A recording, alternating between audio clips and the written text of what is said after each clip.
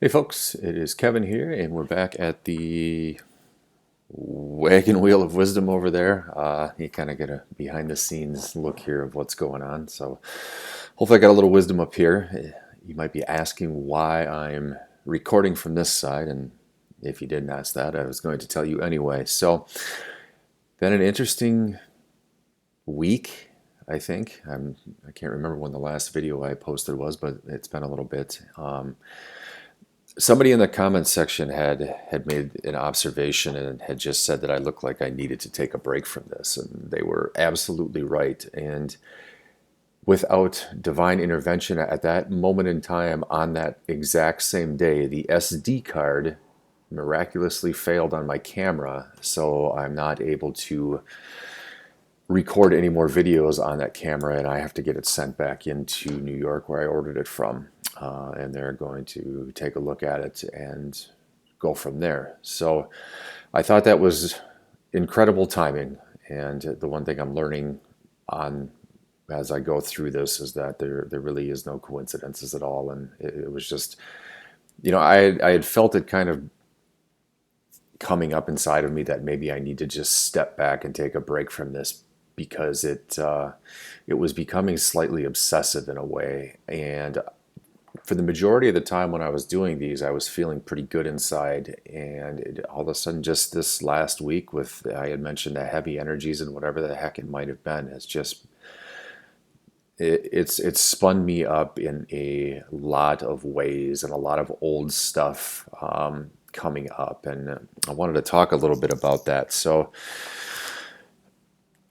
the entire process, from what I can tell, is just about letting go of the old and being very open to the new.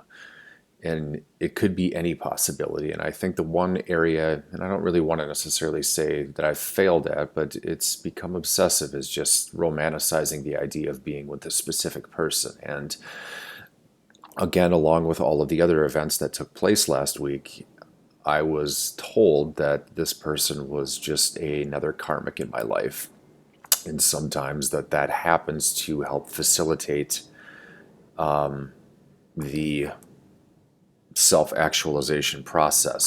So it can happen. It can happen meeting your real twin, and it can happen meeting a false twin. Now, I don't know for certain. I don't know what I'm feeling at the moment, but to tell you the truth, I was pretty devastated. I was first relieved to hear it, and then that quickly turned into devastation because I did a karmic cord cutting ritual after that. And I had visualized my person walking in, sitting down at the table across from me. We had a cord where we both held it up. She was crying her eyes out during this and wasn't saying anything, but she was crying her eyes out. And I picked up the scissors, and the second I did that, she reached for me to stop, and I clipped it, and it like dissolved, like vanished, just dust kind of falling to the floor. And I went from feeling this sense of relief, and let me back up a little bit with that, was I I'd like to imply during this process that I haven't been obsessed, but I have to openly admit that in a way I have been, hoping that it's her and hoping that she comes back into my life, and realizing that that is completely counterproductive throughout this whole process. And so when I was told that, I wasn't disappointed at the time, which sounds very odd, but I felt this sense of relief. It's like, okay, wow, I can move forward with my life and then not have to worry or focus on that, which I think is inevitably where this is getting to anyway. But I did the cord cutting, and after that, I was just reached this point of utter devastation, and I think I spent probably an hour on the floor. I was sobbing about it, and the realization had just kind of hit, I suppose, and it felt undeniably like a death. The sadness, a death of somebody incredibly close to me, I guess is to be more specific.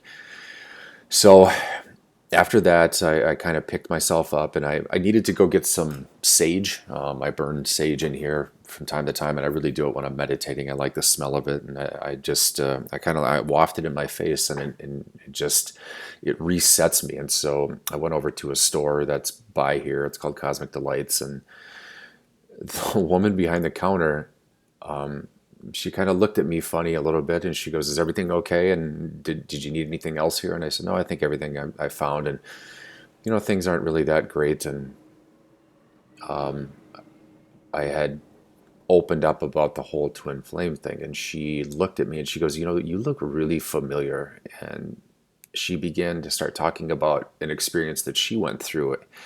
And I pulled my hat off, and she goes, "Oh my God." She goes, "I've seen you. You're on YouTube, aren't you?" And I'm like, "Yeah." I was kind of embarrassed a little bit by it. And she goes, "I've been seeing some of your videos." And she used one word. She goes, "I think what you need to do right now is pivot." She goes, "With your story, you found everything up until this point that you needed to find out. And whether she is or is not your twin or a karmic is irrelevant. You need to pivot into the direction that aligns with your mission." And again, I'm learning to accept the sequences of events as they come in front of me, but at the same time, being my old self, it's hard to accept the realness of it in that moment, because on the drive over there, like there was times I was like screaming, like just like, "I'm so sick of this. I'm just so sick of this shit, God. Like, why are you doing this? What is my next move now?" Oh, great one, I'd said. And I took that and went into the store, and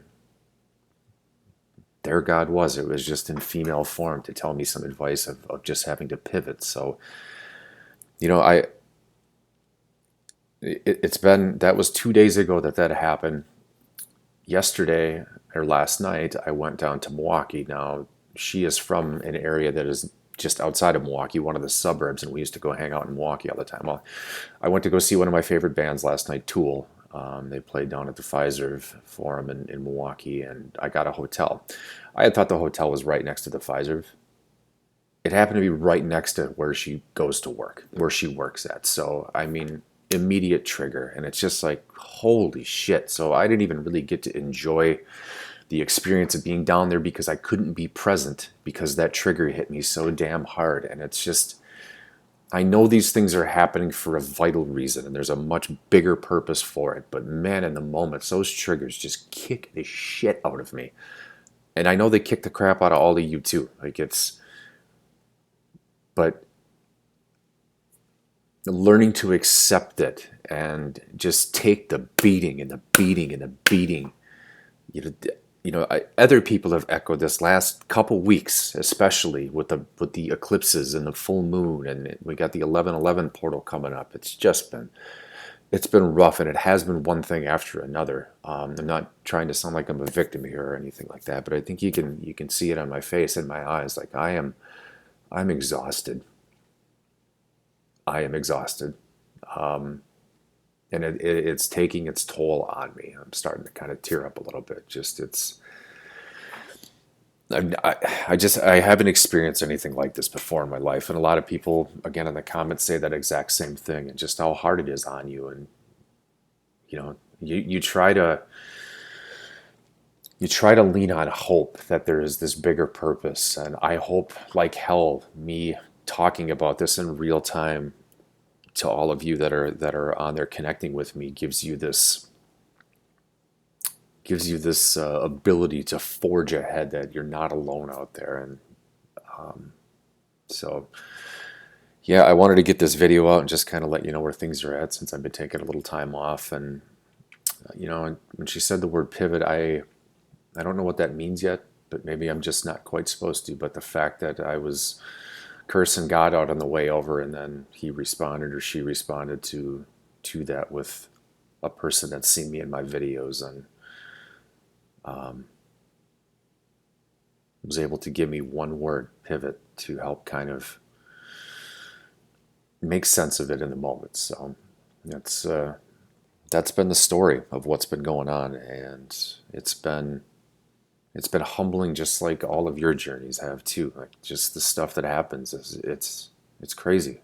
Or it feels like I'm going crazy at times, is what it feels like, and hanging on has been hard, very hard. But I do so because I know. Well, I hang on, number one, because of myself and my son. Like that's my main motivation, motivating factor, and I don't ever want to have the same fate as my father by giving up on life and the great things. And the other thing is I know as part of my mission is to talk about this, so all of you too can, you know, for those that have subscribed and the new subscribers coming in, have somebody else that you can see in real time losing their shit and let you know that it's going to be all right. And at times like this, we have to lean on one another because truthfully, we're the only ones that really understand it. And the pain and the agony and the highs and the lows. And there are some great things that have happened along this, but it's not for the faint of heart. It's a real time ass kicking.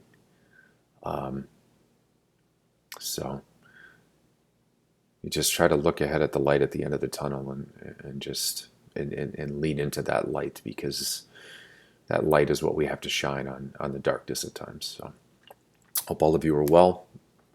This is Kevin, Wagon Wheel of Wisdom. I can point where it's at, but might be doing some more recordings here just like this until I get the old camera fixed. But the timing of it just all kind of rolled into today. So hope you're well. Love you guys.